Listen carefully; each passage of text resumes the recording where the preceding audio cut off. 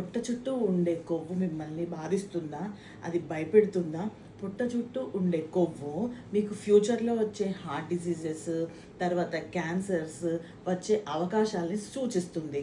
అయితే ఎన్ని రోజులు వ్యాయామం చేసినా, తిండి కంట్రోల్ చేసి తిన్నా, ఎంత తిండి తగ్గించి తిన్నా కూడా మీరు పొట్ట చుట్టూ ఉండే కొవ్వు కరగడం లేదా? అయితే దీనికి ఒక సింపుల్ టిప్ చెప్తాను.